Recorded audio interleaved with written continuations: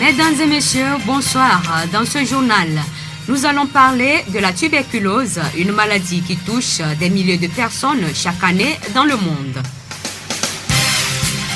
Le je t'aime a-t-il encore un sens et à quel monde la jeunesse aspire-t-elle? Les réponses dans cette édition. En fin de journal, nous allons parler de Koumandega Tama Dunet, candidat à l'élection présidentielle 2015 au Togo.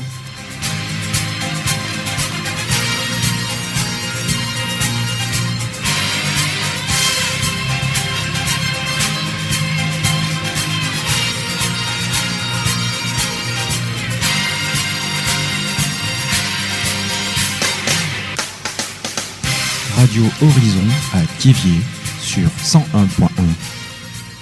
Le développement des titres. Chaque année dans le monde, des milliers de personnes développent une tuberculose active et pas moins de 2 millions succombent à la maladie. La tuberculose, qu'est-ce que c'est? Monsieur Pélévi, comme l'un responsable tuberculose UC de Bureli à la polyclinique de Thiéviers. La tuberculose, c'est une vieille maladie contagieuse qui est causée par le bacille de Koch. Et ça se manifeste par des toux qui traînent plus de 3 semaines, plus d'1 mois. Et ces toux s'accompagnent d'amaigrissement. Le malade maigrit et il y a la fièvre aussi. Et la toux se prolonge, le malade, à force de tousser, il y a certaines veines au niveau des poumons qui se cassent et il crache du sang, comme nous l'appelons hémoptysie. Donc cette toux, si on ne les traite pas, peut contaminer beaucoup de personnes et le patient même peut mourir. On peut le traiter facilement. Là, il faut un dépistage précoce. Faire l'examen très tôt et on fait l'examen de crachat qui ne coûte rien, c'est à 300 francs. On prend le crachat du malade qu'on examine au laboratoire. Si ça révèle positif, on met le malade sous le traitement. Si le malade, sa santé n'est pas détériorée, son état ça va un peu, on peut le traiter. Il prend les médicaments, il rentre chez lui. La stratégie, c'est que on lui donne les médicaments. Chaque matin, il doit prendre ça au centre et être surveillé par le médecin ou bien l'infirmier qui le soigne pour être sûr qu'il a pris les médicaments. Les médicaments, c'est gratuit. Le traitement de la tuberculose, maintenant, c'est 6 mois. 6 mois, on lui donne les médicaments. Et il prend ça régulièrement chaque jour le matin. Ça se prend, c'est à base du poids du malade. Si on voit le poids du malade, on lui donne le nombre de comprimés qu'il faut. Rappelons que la journée mondiale de lutte contre la tuberculose est célébrée chaque 24 mars. Elle rend hommage à l'armée internationale de travailleurs sociaux qui lutte contre la tuberculose pour continuer à soutenir et soigner les malades, surmonter les difficultés posées par l'épidémie de VIH et aider chaque pays à réaliser les objectifs du millénaire pour le développement qui vise à réduire de moitié par rapport aux chiffres de 1990 la pauvreté ainsi que la prévalence de la tuberculose et le taux de mortalité imputable à cette maladie d'ici 2015. Le monde doit pouvoir s'appuyer sur l'ensemble des personnels de santé. Malheureusement, dans de nombreux pays, les services de santé publique sont sérieusement menacés par la fuite de leur personnel formé vers des pays plus riches et par la réduction des budgets de santé publique. La voix du Zion. Notre monde va mal, sans cesse sujet à de perpétuels conflits et inégalités de toutes sortes. Les foyers de tension naissent chaque jour, les guerres, le chômage, la famine, la pauvreté, les catastrophes naturelles et bien d'autres phénomènes sèment la désolation et suppriment les opportunités d'espoir des populations. Les gouvernements sont impuissants devant ces crises, mais la jeunesse imagine un nouveau monde où tout est encore possible. Le monde idéal, selon moi, serait celui dans lequel tout le monde se sentirait bien, tranquille, en paix et en joie. Un monde sans haine, sans colère, sans guerre, surtout où il y aura assez d'amour pour soi et pour partager avec autrui. Le monde idéal, c'est un monde dans lequel les hommes devaient changer de mentalité dans le choix des religions. Il y a la démocratie aussi et la liberté de tout chacun. Un monde idéal, c'est un monde dans lequel personne n'a de soucis par rapport au chômage, trouver à manger, être en bonne santé. Donc un monde idéal, c'est que tout le monde soit à l'aise, tout le monde trouve à manger minimum 3 fois par jour et que si tu sens des malaises, tu arrives à te traiter. Moi, mon monde idéal, c'est d'abord un environnement sain. Comme on le dit, s'il y a la paix, tout est possible. On peut faire n'importe quoi. Un environnement sain, la paix, la justice, l'équité. Aussi au niveau de nous les jeunes, un emploi décent. Initié depuis 2010 par le ministère du Développement à la base, de l'artisanat, de la jeunesse et de l'emploi des jeunes, le programme de volontariat national a permis à plus de 5000 jeunes diplômés de valoriser leurs compétences et d'acquérir d'expériences nécessaires pour un emploi rémunéré. Les jeunes sont affectés dans différents services au Togo où ils mettent leurs connaissances à profit. Pour l'effectivité de leurs prestations, un système de suivi a été mis en place. Monsieur Nyawame Bonaventure, responsable du Centre régional de volontariat maritime.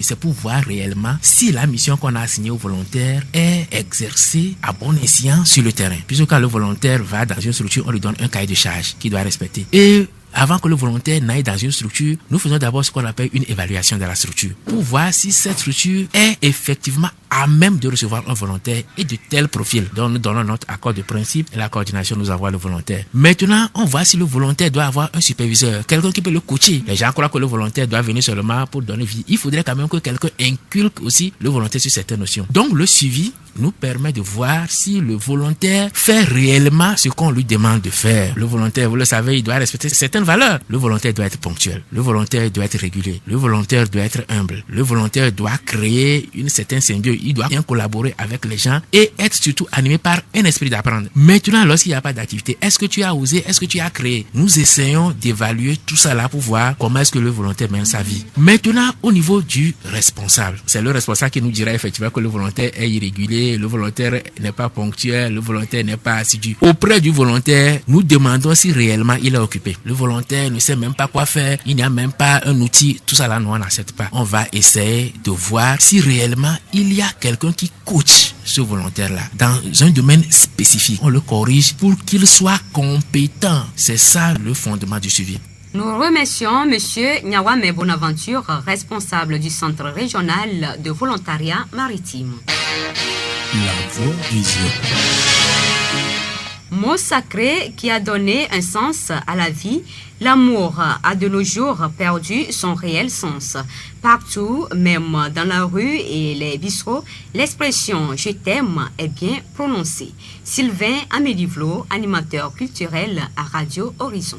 En vérité, nous ne vivons pas l'amour. L'amour qui veut dire aimer.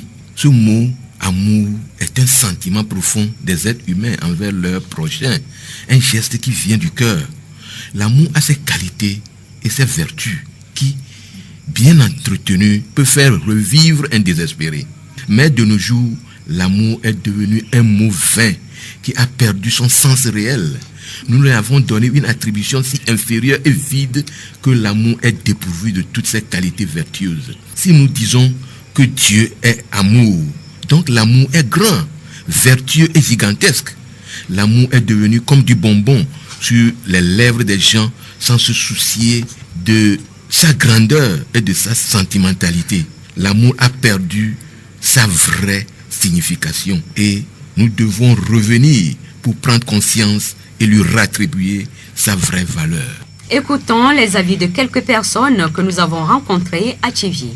Chez certains, peut-être c'est le sens de ce mot. Mais chez certains, je dirais c'est un sens fictif. Parce que aujourd'hui, si je te dis je t'aime, c'est pas en le disant en parole ou quoi qui va prouver l'amour que j'ai pour toi. Mais c'est en faisant les actions, en posant les actes. Pour dire que je t'aime là, c'est pas vrai sens.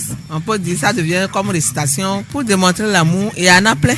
Façon de faire la personne. L'amour vraiment, quand toi-même tu vois, tu vas savoir que c'est l'amour. L'amour réel là. Il y en a des gestes, il y en a tout.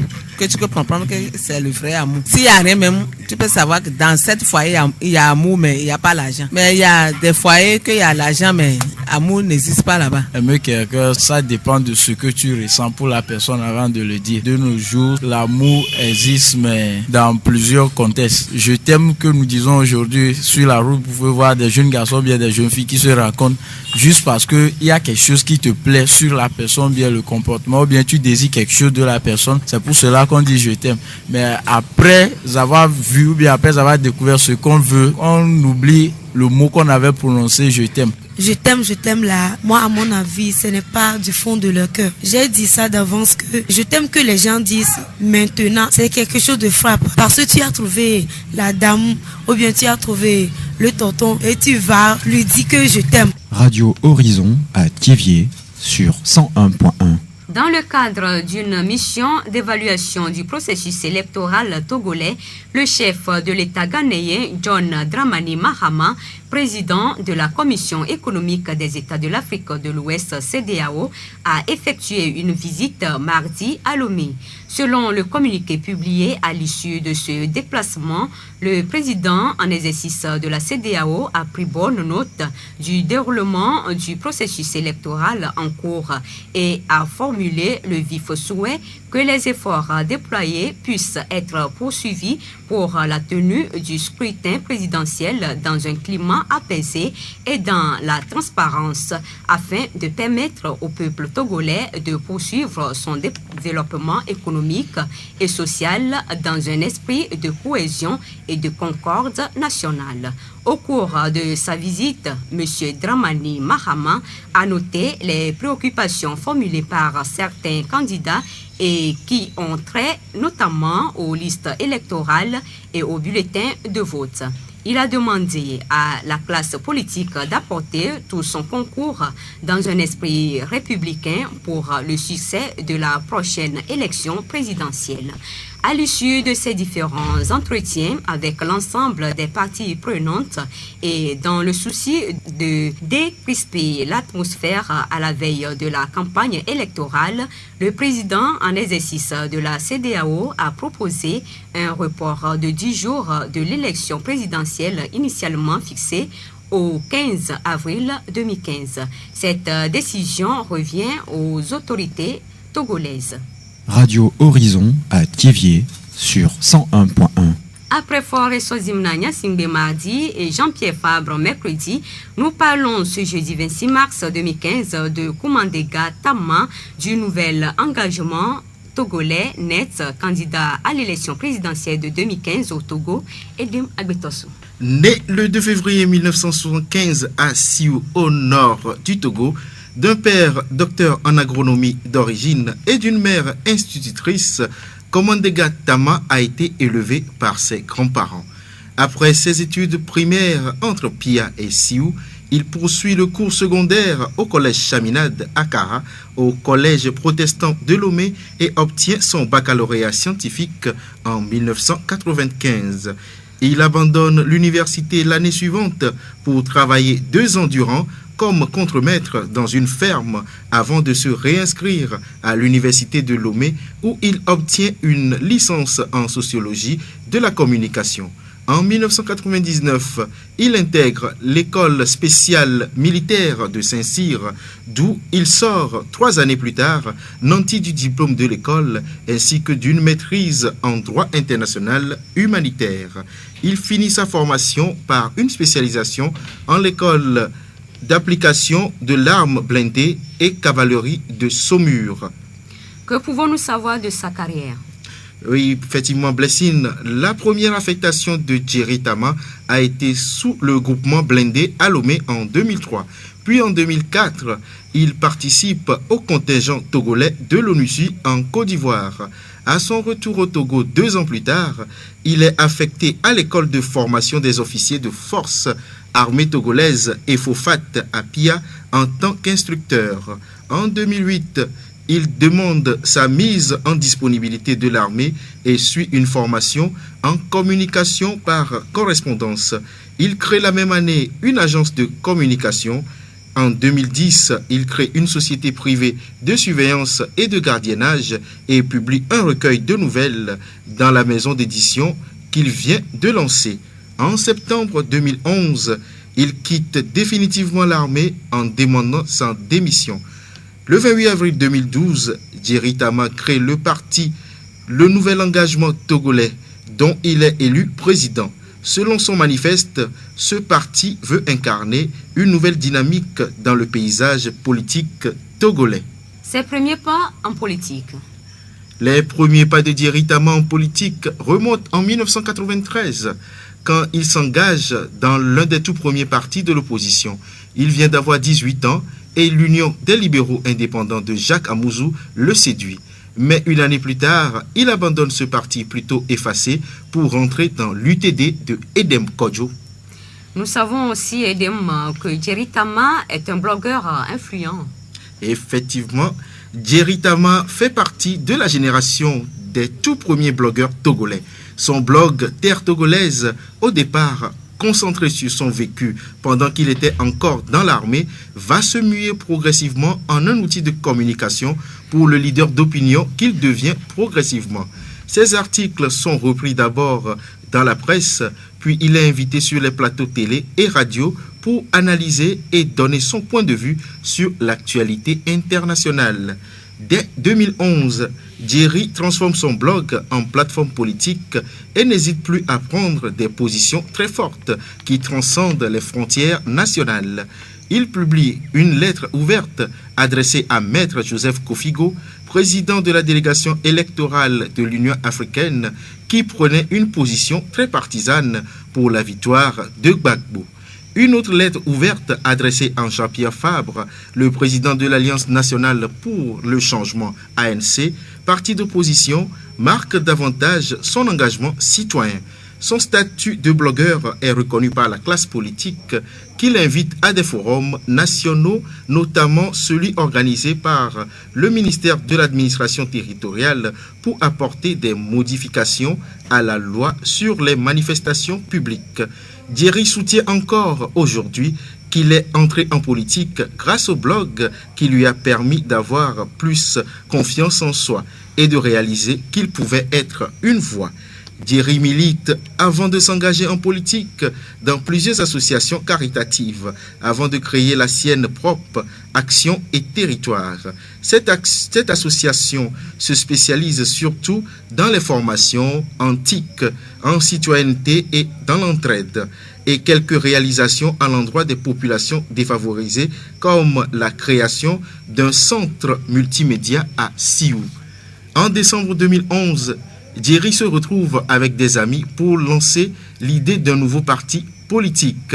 Les moyens d'action du net sont donc formation politique, sensibilisation citoyenne, solidarité sociétale. 4 mois plus tard, dans une salle de conférence d'un hôtel de la place, 300 délégués désignent Jerry Tama comme président du net, le nouvel engagement togolais. Merci à toi, Edem Agbetosu. Nous terminons ce journal avec cette triste information. Chinua Achebe, écrivain nigérian d'expression anglaise, est mort le 21 mars dernier à Boston, aux États-Unis. Né le 16 novembre 1930 à Ogidi, dans l'est du Nigeria, ce romancier et poète débute avec Things Fall Apart, Le monde s'effondre, qui est son œuvre principale avec Notre langue at ease, le malaise. Albert Chinua Lumogu Achebe, 5e d'une famille de 6 enfants, Chinua Achebe est le romancier africain le plus lu dans le monde. Que la terre lui soit légère.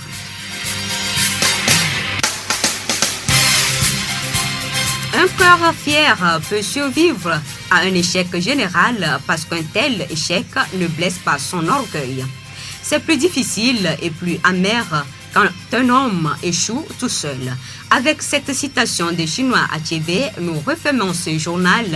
Merci de l'avoir suivi. Co-présentation Blessing Possonia, Edem Agbetosu. Bonsoir chez vous et bonne nuit à vous tous.